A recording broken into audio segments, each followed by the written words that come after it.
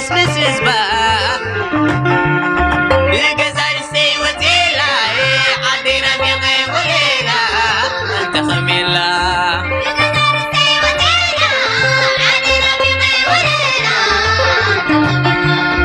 انت توفري بريخة اسكت امتها معريخة انت تورد بحري اريد الكدمس بنادري تقبلوني لبوا عيرسعكو خون بلوا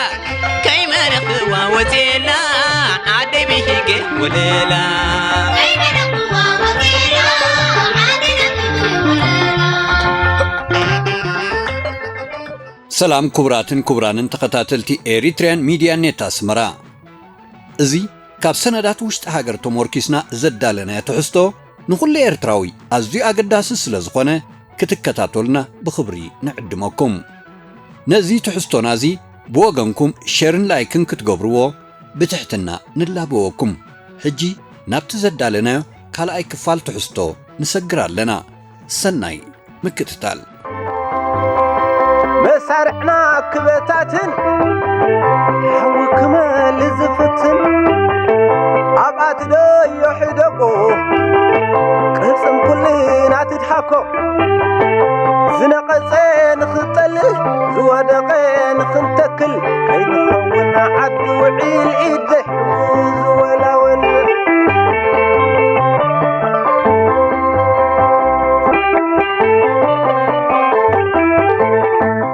إيطاليا أبا قردت كعردن كلو وتهدرات إنجليز دما بنصاروم كابكيرو كساب أفدقة أقردت بسيحم نبروم بدحرزي انتاي سعبي زبل قتلنا نقرب لكم تقدنا أنا حدي بحقلبنا حدي نور دربا حدي عماتنا مستفردي دبنانا سنبودي انت ايو هزبينات كاقدي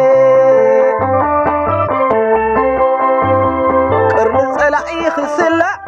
على بحسن كتربع معد السلعن كبلا تمعرار التسرع ترئي تقدادا تشام هزبي وحان سمنا بعسران شمونتان طري مبراغو شنخ كوكن زديبه هنداو حيل بريطانيا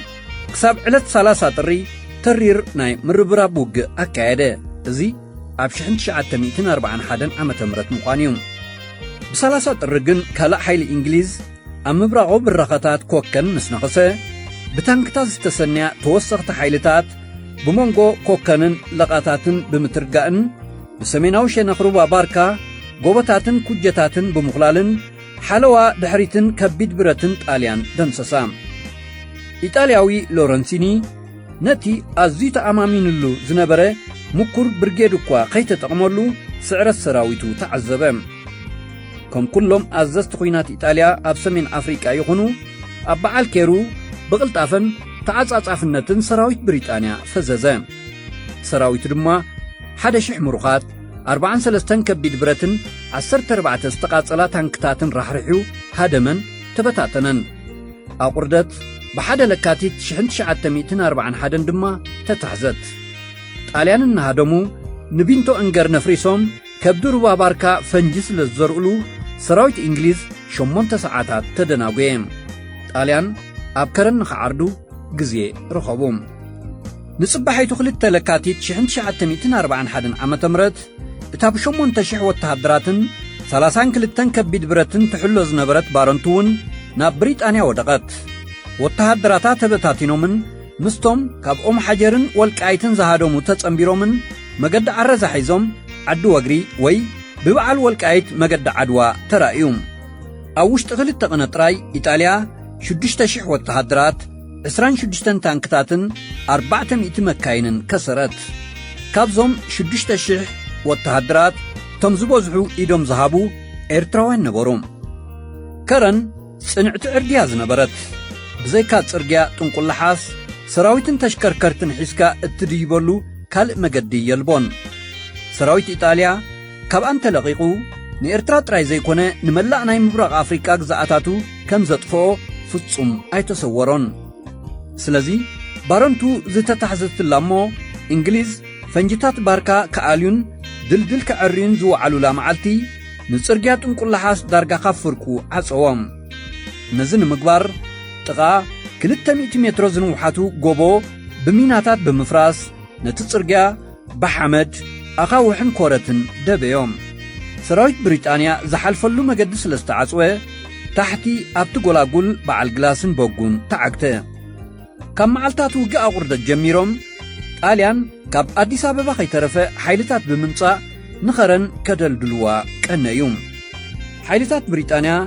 ብገደልን ኣኻውሕን ስንጭሮታትን ከረን እኳ እንተሰንበዱ ቀልጢፎም ኣብ ደቡባዊ ምብራቕ ከረን ልዕልቲ ተቐኒትዋ ዝሓልፍ መገዲ ባቡር ከረን ኣቑርደት ንእትርከብ እምባ ሰንኪል ንኽሕዙ ክድይብዋ ፈተኑ። ካብኡ ተደፊኦም ስለ ዝወረዱ ግን ትሕቲኣ ናብ ዘላ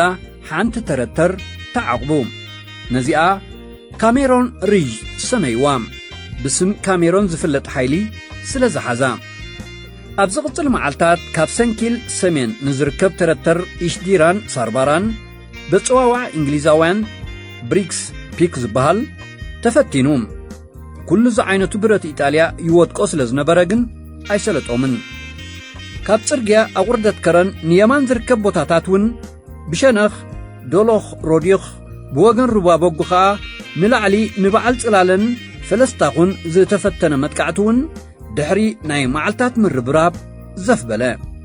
ከም ብሓድሽ ብ11 ለካቲት ሰንክሊን ሳርባራን ብሪግስፒክ ተፈተና። ሰራዊት ብሪጣንያ ግን ድኻምን ጽምእማይን ኣዝዩ ኸፍኦ። ትዝበዝሕ ዕጥቅን ስንቅን ኣብ ምምልላስ ስለ ዝተወሰነ ኸዓ እቲ ተዋግኣ ሓይሊ ጎቦ ደይቡ ዘየድምዕ ኮነ። ብ12 ለካቲት ሰራዊት ብሪጣንያ ንኸረን ብቐሊሉ ክሕዛ ከም ዘይኮነ ተረድአ። ኣብ ናይ 10 መዓልታት ውግእ ንኸባቢ ኣራዊት ማለት ካሜሩን ሪጅ ጥራዩ ክሕዝ ክኢሎም። ክሳብ ዝኾነ ዝኸውን እምበኣር ነታ ታባቲኣ ኣደልዲሉ ንኽሕዝ ብምውሳን ዘገሚሉ ብዛዕባ ኸረን ክሓስብ ንግዚኡ ኣዕረፈ ሰራዊት ብሪጣንያ። ነዚ ናይ ዕረፍቲ ግዜ ሰራዊት ብሪጣንያ ብብዙሕ መገዲ ተጠቕመሉ። ብቐዳምነት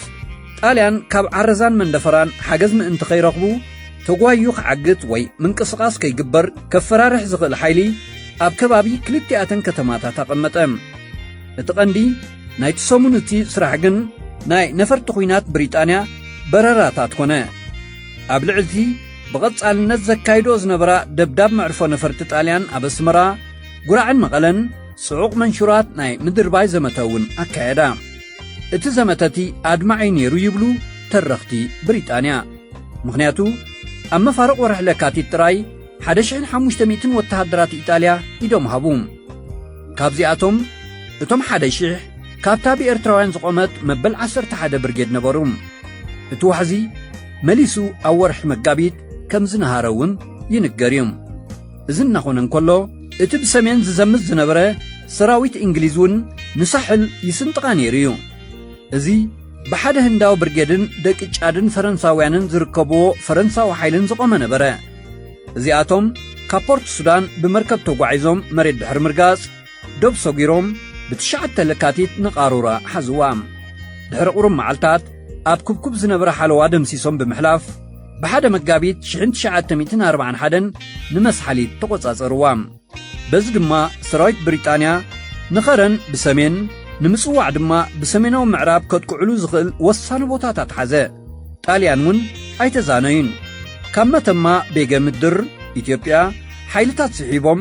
ኣብ ከረን ጥራይ 23,000 ዕጡቕ ሰራዊት ከም ዝህልዎም ገበሩ። ሰራዊት እንግሊዝ ድማ ኩሉ 13,000 ዕጡቕ ወተሃደርን ኣዝዩ ብዙሕ ዝተፈላለየ ዝዓይነቱ ከቢድ ብረትን ኮመረ። ኩናት ከረን ብ15 መጋቢት ሰዓት 7 ንጎሆ ጀሚሮም። ሰራዊት ብሪጣንያ መጀመርታ ንሳንክሊን ሰምዓና ናጥቅዑም። ክፋል ሰምዓና ሒዞም እምበኣር ኣብ ሳንኪል ግን ኣይከኣሉን። ካልኦት ሩባ ሰጊሮም ጥንቁላሓስ ክቈጻጸሩ ዝተቐረቡ ነይሮም። ጣልያን ንብሙሉእ እቲ ጐላጕልን ሩባታትን ስለ ዝኣሰሩሉ ግን መሕለፊ ዝበሃል ኣይነበረን። ኣብ ልዕሊ እዚ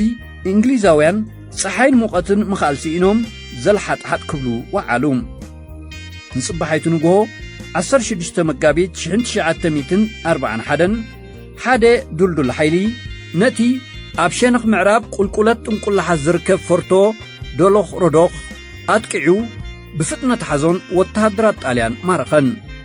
بعصر شوعات مقابيت كالق حيلي أقرو بمسعبن كينو بمقادن نفلسطاقون زبانن تعدكن أبزي دما نعسرت معالتات وقع تخايده إنجليزاوያን ድማ أتكولوم دحرزي أزي مرير كوينات كم استخايديو بغلتي شنخ زنقر اتي أب إقري فلسطاقون زبانن زنبرة بريطانيا وحيل تراي شمون تقزي كم استهاجمه يزنتوم بغلتي شنخ ماليا زي بلو بومباتات كاب عبيت مدافع زنبه إيطالياوي لورنسيني إتأنبسا سهرا أبت دبداب موته حيلتات بريطانيا بزح يسقومن جن ندلوخ رودوخ أب إيدوم أطرفوا لعلو غلو سانكيل كفاءتهم بزحات أزدست زركبوهم والتهدرات إنجليزكا أبقو تفيهم يوم مسراويت بريطانيا حانت مراتي زخفلكا خفيلكا بسرقيات انقل لحاس مترقا أمو نتي أفرقو زنبرا كومرا حمد خوحي مسراق نبرا نبريطانياوي جنرال بلاس زتبابعو نقراتون نبرا حادي طاليان أزيم تحاسيوم كمز نبرو يفلت نبرا دحار كمز ترقاقص كسابتا مدرختيا حدشحن 135 موتاتن 2300 قصلاتن كثيرم نبروم أبلع دزيهم قصر مروخاتن زسلومن إيطالياوين حدشح بسحي نبرم زياتهم أبئي سراويت إنجليز زاتو يوم اتهم عودوغ رحرحوم نعدوم زهادوم إيرتراويانن كالووتن أزيم ستعصصفة قصر سلزنبروم نتزنبرا حيل طاليان دما كاب 30 كسب 4 مئتاويت أنقل كيلو نيرو يبهاليوم إيرتراويان يؤدوم يوم نيروم نحنا دمينا كوان تنبرنا يبلو ناشعو صحفتي طاليانجن دنينو نبرام بدحرزس حنت قلعة تريفاز نبرت اتا قلع كرن محازن نسراوي طاليان مدمساسن نبرا ازخه كما يتقايده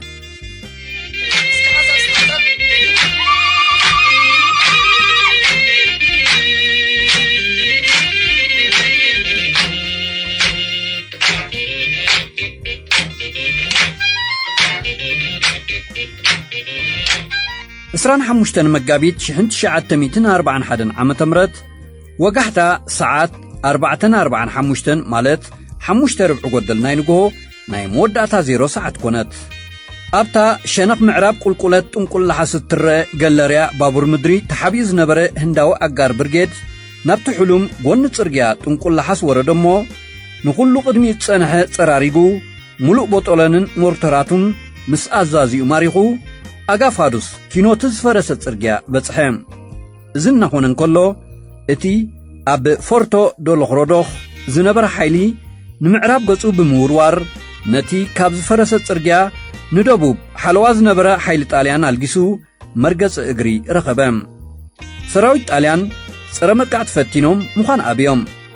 إذا مسكونه ميناتات زعانا تانكتات أبالات هندسة أخطيلن تخيلن بتترقيا ديبامو نتز تدبي خفال نايم نسراق عمامن جمرا علت 26 مقابيت مشت ترقيا تقفتم أزاز سراويت إيطاليا فروسكي كابكرن قدم مهدامو أب منغوزوم دحريت قديفنيام إنخي زلنا 3,000 موتات نخرن كساب نملس زحلونا حدا جنرالن حموشته لعلوت موكونتاتن يركبوهم بمبال سراويتو كابكرن نخزلق أززام سراويت بريطانياون كم حسوم تهاريمين يروم زمتتات أبيسينيا زبهال مصحف كاب كلو نايت اوانتي وقعات مبرق أفريكا وقع كرن اتزيادة دماون وسانن كم زنبرا يزغلص اتنكلته بهنداوያን زقوما كفالات سراويت راي نا انجليز كبر 4000 كساب 5000 وتهدراتن اطفينين حنتين مالت رابعي كفل سراويت استا 3000 سراويت كسرت ترف سراويت ايطاليا تسعيرون مورالو تسيرون اتكليزان تاكبمو كاب اثيوبيا مزموصو حغاز حيلي اب ابرنغقان ترتر دنبزانن ككلاخل فتنام اتفتنغن كونتيو زنبرام بسلاسان حدن مقابيت سراويت بريطانيا مسديبو قلطيفو سراويت إيطاليا تنبركهن تبتاتنن ኣብ መንጎ ሰራዊት ብሪጣንያን ኣስመራን ዝቃወም ዝኾነ ሓይሊ ድማ ኣይነበረን። ብሓደ ሚያዝያ 1941 ዓመተ ምህረት ሓንቲ ጻዕዳ ባንዴራ እተንበልብል ንእሽቶ መኪና ኣንጊሃ ብሸነኽ ኣስመራ ንዓተከለ ዛንመጸት። ካብኣ ኣቡን ማሪኖኒ ዝበሃሉ ኢጣልያዊ ጳጳስ ካቶሊካዊት ቤተ ክርስቲያን ኤርትራ ዝርከብዎም ኢጣልያውያን ሰበስልጣን ወረዱ እሞ ነስመራ ብሰላም ከረክቡ ከም ዝመፁ ሓበሩ። ሽዑ መዓልቲ ሰራዊት ብሪጣንያ ብቐትሩ ኣስመራ ኣተወ። ውግእ ግን ኣይብቅዕን። ምኽንያቱ ጣልያን 10,000 ወተሃደራት 7 መራክብ ውግእን 70 ከቢድ ብረትን ሒዞም ገና ኣብ ባጽእ ዓሪዶም ነበሩ። ካብተን መራክብ ሓንቲ ብሓይሊ ባሕሪ ብሪጣንያ ኣብ ከባቢ ባጽእ ጥሒላ ነይራ እያ። ኣብ ፖርት ሱዳን ዝነበረ ነዳዲ እንግሊዝ ከቃጽላ ካብ ዝተላእካ 4 መራክብ ኢጣልያ ሓይሊ ባሕሪ ብሪጣንያ ነተን ክልተ እውን ብ3 ሚያዝያ ኣጥሓለን። እተን ዝደሓና ክልተ ካልኦት ድማ ኣብ ጅዳ ተዓቑባ። ኣብ መላእ ቀይሕ ባሕሪ ተሪፈን ዝነበራ ክልተ መራኽብ ኢጣልያ እውን ካናል ስዊዝ ከጥቅዓ ምስ ተላእካ ተወቂዐን ብኡ ጣሓላ። ኣብ ባጽዕ ዝነበረ ኢጣልያዊ ኣዛዚ ሓይሊ ባሕሪ ኣድሚራል ቦነቲ ኣብቲ ወደብ ዓሪፈን ዝነበራ 19 ሲቪል መራክብ ንኹሉቲ መዕሸጊአንን ክሬናትን ከቃጽሎን ከዕንዎን ካብ ሮማ ትእዛዝ መጾ። ፈቲኑ ነይሩ፣ ግን ግዜ ዝረኸበ ይመስልን። ምኽንያቱ ኣብ ነፋሲትን ካልእ ቦታታትን ዝነበረ ተቃውሞ ጣልያን ጥሒሱ ባጽዕ ዝተጸግዐ ሓይሊ እንግሊዝ ምስቲ ብገማግም ባሕሪ ዝቐርብ ዝነበረ መሰናይቲኡ ተራኸቡ እሞ ንምጽዋዕ ኣኽበብዋ። 8 ሚያዝያ 1941 ድማ ኣብ ዝተኻየደ ግጥም ተቃውሞ ኢጣልያ ሙሉእ ብምሉእ ተሰብረ። በቲ ዕለት እትኻ ባጽዕ ብሰራዊት እንግሊዝ ተታሕዘት። ኣድሚራል ቦነቲ ብጅግንነት ክማረኺ ደሊ ነይሩ። ከም መርኣያ ኢጣልያዊ ክብሩን እምቢትኡ ንብሪጣንያን ሻምልኡ ኣብ ብርኩ ሰብር እንተፈተነ ግን ተለውያ ጥራይ ኣበየቶሞ ተበሳጩ ናብቲ ባሕሪ ደርብያ። እቶም ዝሓዝዎ ወተሃደራት ብሪጣንያ በይኑ ኣብ ገምገም ባሕሪ ክትክዝ ጸንሖም። ንሳቶም ድማ ነታ ሻምላ ኣውፂኦም ናብ ንቡር ቅርጻ መሊሶም ኣብ ቤት ጽሕፈት ኣዛዚኦም ንኽትንጥልጠል ካርቱም ለኣኽዋ። ኤርትራዊት ዓሰብ ጸኒሓ ብ11 ሰነ 1941 ዓመተ ምህረት እያ ኣብ ኢድ ብሪጣንያ ዝኣተወት። ናይ ቦነቲ ኣተሓሕዛ ይኹን ናይቶም ኣብ ኬሩ ብፈረስ ዝሃጀሙ ወተሃደራት ጉዳይ መርኣያ ናይ ባዶነትን ጃህራዊ ጠባይን ስዕረት ፋሽስቲ ኢጣልያ ከም ዘርኢ እንግሊዛውያን ተረኽቲ ይዛረቡ እዮም። ኩሉ ሙሉ ጣልያን 65 ቦጦሎኒታት እዮም ኣብ ኤርትራ ጥራይ ኣጥፊኦም። 40,000 ወተሃደራቶምን 300 በብዓይነቱ ከቢድ ብረትን ተማሪኽዎም። ብዓሰርተታት ኣሽሓት ዝቝጸሩ ዓሳክር ረሓሪሖም ከኣ ነናብ ዓዶም ተመሊሶም። ሰራዊት እንግሊዝ ካብ ከሰላ ነኸረን ኣብ ዝመረሸላ ሳምንቲ ጥራይ ሓንቲ ስኳድሮን ነፈርቲ እንግሊዝ 70 ነፈርቲ ውግእ ጣልያን ኣዕነወት። ብዘይካቲ 20,000 ወተሃደራት ሒዙ መዋርሕ ኣብ ጎንደር ዘትከለ ጀነራል ናዚ ካልእ ክንድቲ ዘስግእ ሓይሊ ኢጣልያ ስለ ዘይነበረ እምበኣር ጉዕዞ ሰራዊት ብሪጣንያ ናብ ኢትዮጵያ ብዙሕ ዕንቅፋት ኣይነበሮን። ውዒለን ሓዲረን ከኣ ሶማልያን ኢትዮጵያን እውን ብሰራዊት እንግሊዝ ካብ ኢድ ኢጣልያ ተላቐቓ። መንግስቲ ብሪጣንያ ድማ ኣብ ኤርትራ ሓደ ወተሃደራዊ ምምሕዳር መስረተ።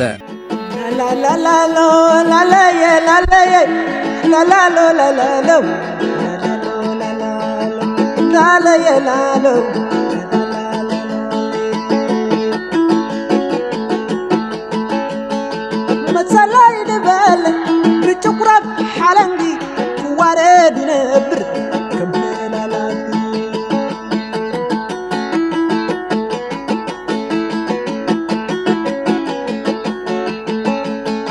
ሃገራይ ንበል ብጭቁራት ሓለንጊ ዋረድ ነብር ከምላላት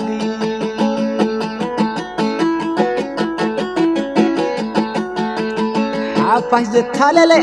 ስልጣን ዝመንጠለ ብጭሮ ሕጡራይ ዓለም ዘታለለ መሰል ናይ ወዲ ሰብ ፈጺሙ ዘቕለለ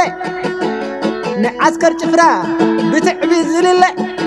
ታሪኹ ይተንተን درجن النخولي تاريخو يتنتن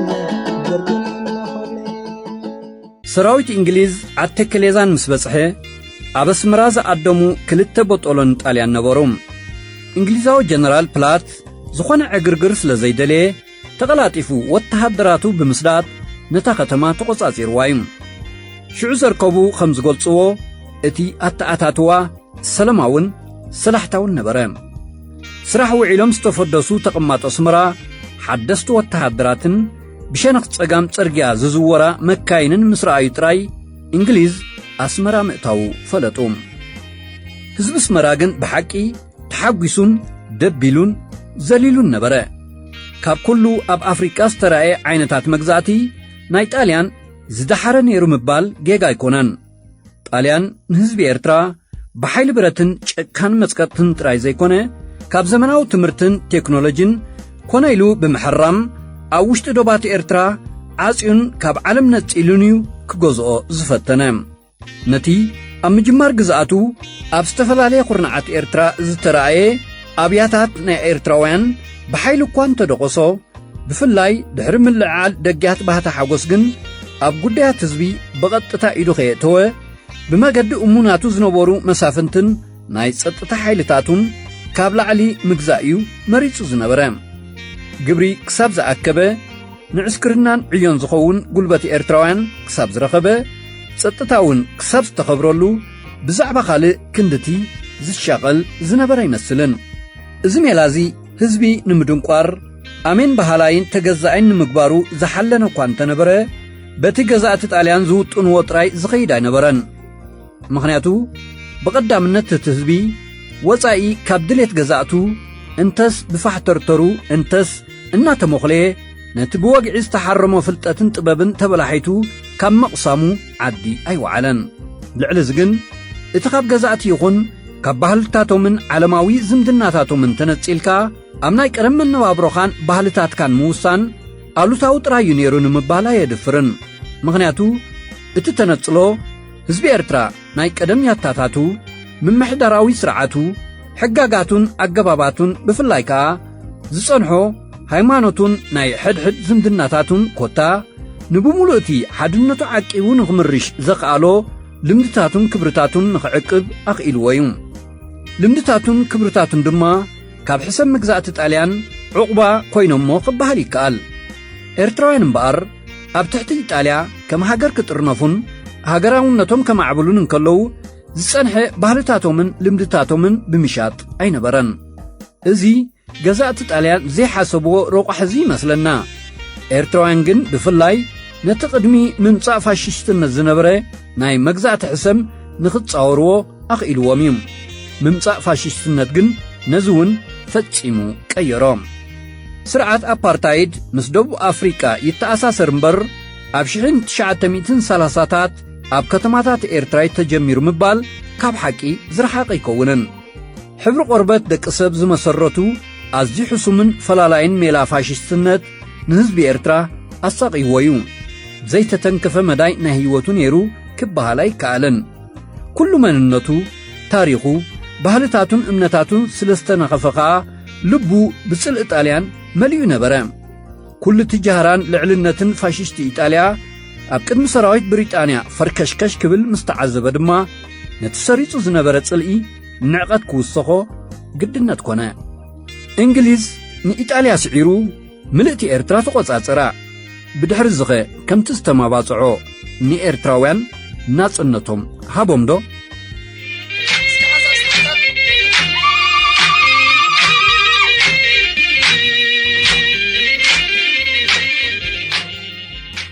من محدار بريطانيا أب إرترا مستتقلي مبصعاتاتو زلع علو تصفى هزبي أزيو جنفلام إذن كاب تصفى زحلف نبرن مغنياتو سراويت بريطانيا أسمراز أتولا سومن نايكيدان حيلتات أب ليبيا عبس عرات يقاتمام نبرام إذا عواتزي نحيلتات أكسيس ترايزي كونه نتوم أب إرترا تسعيروم أبرا عدي ستيموم زنبورو أستاسب عشي إيطالياوين عب تصفى هابوم نا إنجليز تحزو ني إرترا نوح كيس أنحي كود دغمو إيطاليا جزءاتان كتملس هانكو كوبلوخا جمروم فنيحنيح ናይ ምባል ኣንፈትውን ኣርኣዩ ሕልሚ እኳ እንተነበረ እንግሊዝ ነዚ ተኽእሎዚ ንምድኻም ስልጣኑን ምድልዳልን ሕርቃን ኢጣልያውያን ንምህዳእን ተቐላጢፉ ኩነታት መነባብሮኦም ኣብ ምምሕያሽ ኣድሂቦም ኩናት ንጣልያን ጥራይ ዘይኮነ ነማይታ ሸሓት ኤርትራውያን እውን ብዘይ መዐንገሊ ደርቢዎም ስለ ዝነበረ ኣስመራ ብጻዕቐ ህዝቢ ቀንበይበይ ኢላ ነበረት ኣስታት 140,000 ኤርትራውያን ነስመራ ዓቕላ ኣጽበቡላ ኩናት ዘዘኽተሞም ቈልዑ ኣብ ጽርግያታት ተፈነዉ መግቢ ሕክምና ማይ እውን ከይተረፈ ኣዝዩ ብምውሓዱ ህዝቢ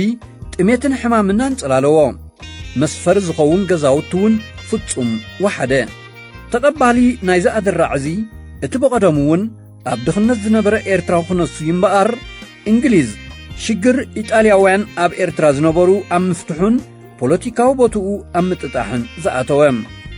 ኢጣልያውያን በቲ ጻዕቐ ህዝቢ ምእንቲ ኣብ ሕማም ከይወድቁ ድማዩ በሸሓት ናብ ካልኦት ከተማታት ከም ዝጉዕዙን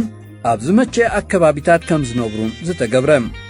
ብውግእ ዝዓነወ ገዛውቲ ንኽዕረየሎም መሃንድሳት ተጠልቦም ማይ ምእንቲ ኸይስእኑ ኣገልግሎት ማይ ሰፍሐ ቡምባታቶም ከዓ ተዓረየሎም ዝነብሩሉ ኣከባቢ ምእንቲ ክጸፍፍ ሓደ ፍሉይ ኣሃዱ ሮያል ኣርሚ ሜዲካል ኮር ቆይሙ ኣገልግሎቱ ኣወፌን ናይ ጽሬት ሕጋጋት ኣውፅአን በቐደሙ ኣብ ግዜ ግዝኣቶም ኢጣልያውያን ዝነብሩሉ ካብቲ ናይ ሓበሻ ዝተፈልየ ስለ ዝነበረ መስመራ ምስ እንርኢ እዚ ኹሉ ኣገልግሎታት ካብ ኮምቡሽታቶ ገዛባንዳ ጣልያን ፓራዲዞ ካምፖፖሎ ወዘተ ዝሓልፍ ኣይነበረን ኣባሻውል ዕዳጋ ሐሙስ ገዛ ብርሃኑ ሓድሽ ዓዲ ኣኽርያ ገዛባንዳ ሓበሻ ወዘተ ከዓ ካብዚ ሓለፋታት እዚ ወፃኢ ነበረ እዚ ኸይኣክል ሽቕለት ንዝሰኣኑን ዝበተኹን ኢጣልያውያን መዝጊቡ እንግሊዝ ካብ ግምጃታቱ ናይ ረድኤት ገንዘብ ለገሰሎም እንግሊዝ ብስም ናይ ኪዳን ሓይልታት እዩ ንኤርትራ ዝሓዛ ኣብቲ ቀዳማይ ዓመት ከዓ ወግዓዊ ስም ናይቲ ምምሕዳሩ ምምሕዳር ናይ ዝተታሕዘ ናይ ጸላእ መሬት ብእንግሊዝ ኦኩፓይድ ኢነሚ ተሪተሪ ኣድሚኒስትሬሽን ኦታ ነበረ ስለዚ ናይ ገዛእ ርእሱ ስርዓት ምምሕዳር ቀልጢፉ ኣይተኸለን እንግሊዝ ግን ከዓ ኣብ ክንድናቱ ኣመሓደርቲ ዝገብር ወይ ንኤርትራውያን ከሰልጥን ዝጅምር ነቶም ዝጸንሕዎ ናይ ግዝኣት ኢጣልያ ሰበስልጣን ኣብ ቦቦቶኦም ከም ዝቕጽሉ ገበረ ኤርትራውያን ንሓላፍነት ኣይበቕዑን እዮም ዝብል ዓሌታዊ ኣተሓሳስባ ነይሩ እዩ ነቶም ብስም ካራቢኔሪን ኢጣልያዊ ኣፍሪቃዊ ፖሊስን ዝፍለጡ ዝነበሩ ኣኽበርቲ ጸጥታ እኳ እንተበተኖም ካብኣቶም ምስተዋጸን ምስ እንግሊዛውያንን ሱዳናውያንን ሓቢሩ ዝሰርሕን ናይ ፖሊስ ስርዓት ግና ቆመ ብዙሓት ኤርትራውያን ኣይመልመለን ኣብ ኩሉ ጽፍሕታት ምምሕዳር ናይ ኣውራጃታትን ከተማታትን ባዕሉ ዝቈጻጸሮም ኢጣልያውያን ኣቐመጠ እቲ ንኤርትራውያን ኣብ ገዛእ መሬቶም ከም ካልኣይ ደረጃ ዜጋ ዝቖጽር ሕጊ ናይ ዓሌታዊ ኣፈላላይ ድማ ኣንጻር ትጽቢት ህዝቢ ኤርትራ ኣይስረዞን ኣንፈት እንግሊዝ ናበይ ገጹ የምርሕ ከም ዝነበረ ክውል ኣይነበረን ጣልያን ኣንጻር እንግሊዝ ኣብ ኤርትራ ናይ ምውጋእ ዓቕሚ ኣይነበሮምን ኣብ ልዕሊ እቲ ብስዕረቶም ከበርኡ ዝወቕዐ ህዝቢ ኤርትራ ግን ሓድሽ ቅርሕንቲ ኣሕዲሮም ነይሮም እዮም ሕጂ ጸግዒ እንግሊዝ ረኺቦም ኢጣልያውያን ንኤርትራውያን ከበሳብሱ ጀመሮም እንተ ዘየበሳበሱ እውን ገና ኣብ ናይ ቀደም ስልጣኖም ኮፍ ብምባሎም ብዝገድድ እምበር ብዝሓይሽ ኣገባብ ከም ዘይሕዝዎም ውሁድ ኮነ ናይዚ መርኣያ እውን ገለ ፍጻሜታት ኣብ ውሽጢ ሓፂር ግዜ ክረአ ጀመረ ጣልያን ንዝዕደይዎም ኤርትራውያን ክሃድኑ መሬት ሕርሻ ክግብቱ ቀደም ገይሮሞ ዘይፈልጡ ድማ ከብቲ ህዝቢ ክዘምቱ ተራእዩ ኣብ ገጠራት ብንእሽቶ በደል ናይ ሓደ ክልተ ተቐማጦ ዓዲ ሙሉእ ክቕጻዕ ጀመረ መብዛሕትኦም ኤርትራውያን ብረቶም ኣውሪዶም እኳ እንተነበሩ ብዙሓት ኢጣልያውያን ዝሓብእዎ ብረት ግን ገና ኣብ ኢዶም ነበረ ስለዚ ንህዝቢ ኤርትራ ከፈራርሑ ተራእዩ ህዝቢ ኤርትራ ጽቡቕ ኣይረኸበን ጽቡቕ እውን ኣይተፈድየን ነቶም ዝገዝእዎ ዝነበሩ ጸዓዱ ካልኦት ጸዓዱ ተደሪቦሞም ነገር ክኸርር እምበር ክመሓየሽ ኣይረአየን ናይ እንግሊዝ መብጽዓ ባዶ ቓልን ተስፋን ምንባሩ እውን በብመዓልቱ እናተነጸረ ኸደ እዚ ኹነታት እዚ ዘሕመሞም ገለ ኤርትራውያን እምበኣር ብምስጢር ክተኣኻኸቡን ክላሰቡን ጀመሮም። እዚ ልዝብን ምትእኽኻብን እዚ ንጹር ፖለቲካዊ ባይታ ወይ ውዳበ ከም ዘይነበሮ ናይቲ ግዜቲ ተዓዘብቲ ይገልጽዮም። ክነብሮውን ዝከኣል ኣይነበረን። ምኽንያቱ ክሳብ እቲ እዋን እቲ ብኤርትራውያን ዝተጠርነፈን ብኣቶም ዝካየድን ፖለቲካዊ ቃልሲ ዕዮ ወይ ንጥፈት ስለ ዘይነበረ እዩ። እዚ ዓይነቱ ተመክሮ እዚ ንኸይቅሰም ኤርትራውያን ብዛዕባ መጻኢ ዕድል ሃገሮም ንኸይዝትዩን ንኸይሓስቡን እውን ኢጣልያውያን ገዛእቲ ኮነ ኢሎም ተኸላኺሎሞምን ዓጽዮሞምን ነይሮም እዮም። ካብ ምጅማር ግዛእቱ ስርዓት ጣልያን ንዝኾነ ዝተቃወመ ወይ ዝቃወም ዝመስል ልምዳዊ መራሒ ይኹን ተራ ዜጋ ብሞት ማእሰርትን ማሕዩርን ብምቕጻዕ ንጽል ይኹን ውድብ ተቃውሞ ከም ዘይብገስ እዩ ዝገብር ዝነበረ። ስለዚ ድማ ነቲ ምስ ምምጻእ እንግሊዝ ተቐልቀለ ሕልኽላኽ ፖለቲካ ብግቡእ ተረዲኦም ድሌት ህዝቢ ኤርትራ መምዮምን ፖለቲካዊ መስመር ኣትሒዞምን ክመርሕዎ ዝኽእሉ ሰባት ገና ኣይተለለዩን ወይ እውን ኣይማዕበሉን ዝነበሮም። ብኻልእ ኣዘራርባ ብዘይካቶም ኣብ ግዜ ጣልያን ከም ልምዳውያንን ሃይማኖታውያንን መራሕቲ ደያኑን ምስሌነታትን ትርጁማንን ጸሓፍትን መምህራንን ወተሃደርን ወዘተ ዝፈልጦም ዝነበረ ህዝቢ ደረጃ ሃገር ክቕበሎም ዝኽእል ካልኦት ቡሱላት ናይ ፖለቲካ ሰባት ኣይነበሩን። ፖለቲካዊ ጥርናፈ ኣይምበር እምበር ገለ ካብዞም ዝተባህሉ ልምዳውያንን ሓደስትን መራሕቲ በቲ ህዝቢ ኤርትራን ዘጓንፎ ዝነበረ ሽግርን ጸበባን ካብ ምስ ቁርቋር ዓዲ ኣይወዓሉን። ስለዚ ድማ መጀመርታ በብጉጅለ ጸኒሖም ግን ብጥምር ዝበለ ኣገባብ ክላዘቡ ጀመሩ። ኣውራ መራኸቢኦም ብዛዕባ መሰላት ህዝቢ ምዝታይ ብምንባሩ ኣብ ዝፈለማ እዋን እዚ ኣብ መንጎኦም ዝተጋህደ ፖለቲካዊ ፍልልይ ዝነበረ ኣይመስልን። በዚ ድማ ጸኒሖም ተጣበቕቲ ናጽነት ዝኾኑ ከም ራእሲ ተሰማ፣ ደጊያት ሓሰን ዓሊ፣ ሼኽ ኢብራሂም ሱልጣን፣ ኣቶ ወልደኣብ ወልደ ማርያም፣ ዓብደልቃድር ከቢረን ካልኦትን ጸኒሖም ደለይቲ ሕብረት ምስ ኢትዮጵያ ምስ ዝኾኑ ከም ፊተውራሪ ገብረ መስቀል ወልዱ፣ ደጊያት ኣርአያ ዋሴ፣ ፊተውራሪ ሓርጎት ዓባይን ብላታ ደምሳስ ወልደ ሚካኤልን ዝኣመሰሉ ሰባት እዮም ዝላዘቡ ዝነበሩ። መብዛሕትኦም እዚኣቶም ጣልያን ይህቦ ንዝነበረ ዝርካቡ ትምህርቲ ዝቐሰሙ ናይ ምምሕዳር፣ ዳንነት፣ ትርጁማንነትን ምምህርናን ምጡን ተመክሮ ዝቐሰሙ ወይ ከዓ ኣብ ንግድ ዝተዋፈሩ እዮም ዝነበሩ። በዚ ድማ ካብ መብዛሕትኡ ኤርትራዊ ብፍላይ ካብ ልምዳውያን መራሕቲ ሃይማኖትን መሳፍንትን ዝፈልዮም ደረጃ ንቕሓትን መንቋቋሕታን ነይርዎም እዮም። ቀደም እውን ኣብ ዝበዝሐ ክፋላት ኤርትራ ክንድቲ ኣብ ንጉሳዊት ኢትዮጵያ ዝሰረተ ስርዓት መስፍንነት ኣይነበረን። ጣልያን ነቲ ዝነበረ ዝርካቡ መስፍናዊ ሰረት እውን ብዝተኻእለ መጠን ኣዳኺሞሞ ወይ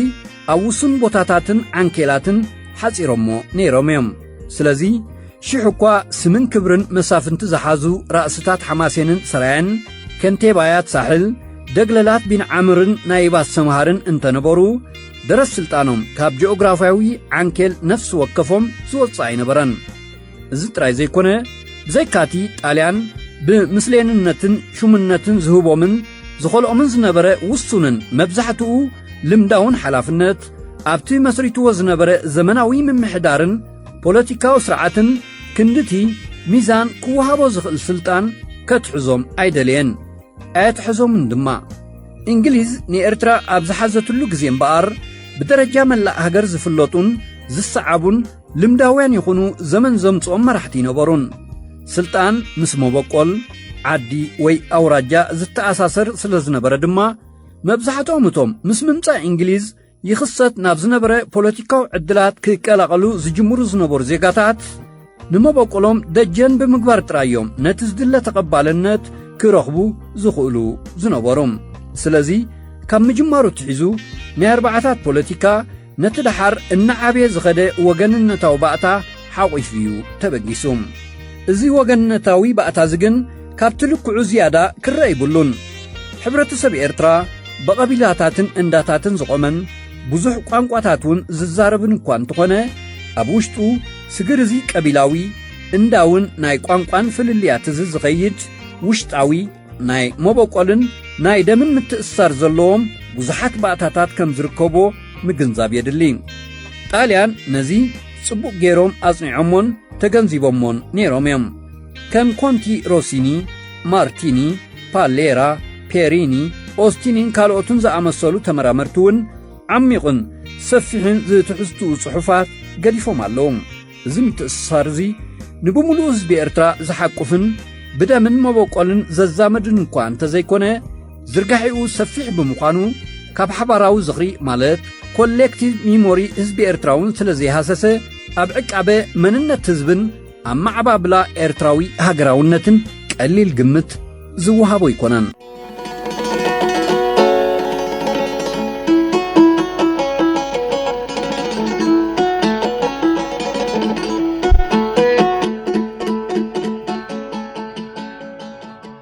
كبراتن كبرانن تخطاتلتنا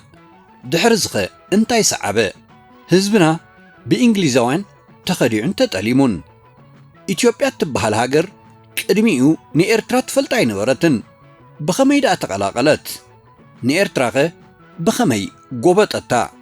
إرتراو رخا بمكراخه نناصنتو بالمناديو كمصاس ويسي انتاي خغبر نيرو نزن كال انزبره تحستو بتخطاتالي كنقربلكمينا مكتتالكم كقدسنايو نلو مجن أبزي كأخلنايم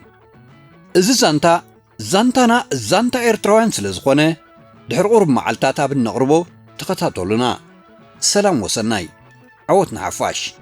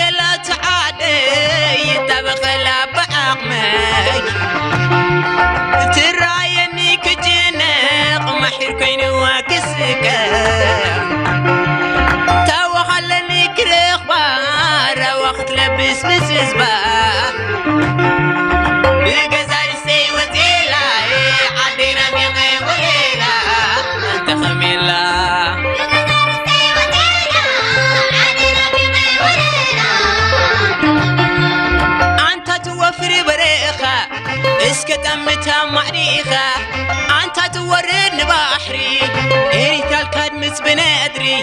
تقبلوني لبوا عيرسعكو خون بلوا كيما نقوا وتيلا عدي بيهيجي وليلا كيما نقوا وتيلا عدي بيهيجي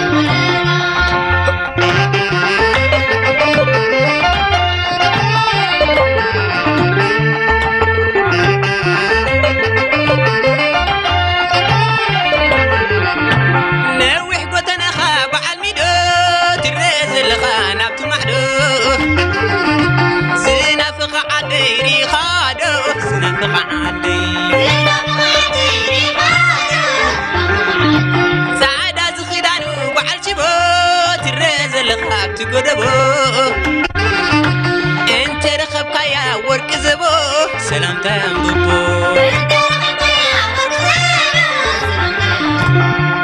كيش قرقلا تعادي يطبق لبقمي ترايني كجناق محير كين واكسك توخلني كرخبار وقت لبس مسزبا كيما نخوا وتيلاي عدي بيهيجي وليلا انت خميلا كيما نخوا وتيلا عدي بيهيجي وليلا حسبي كينو اريترا حلمي وين كينو اريترا زي عندر كله تمدرا عسني فوني تفقرا كيما نخوا وتيلا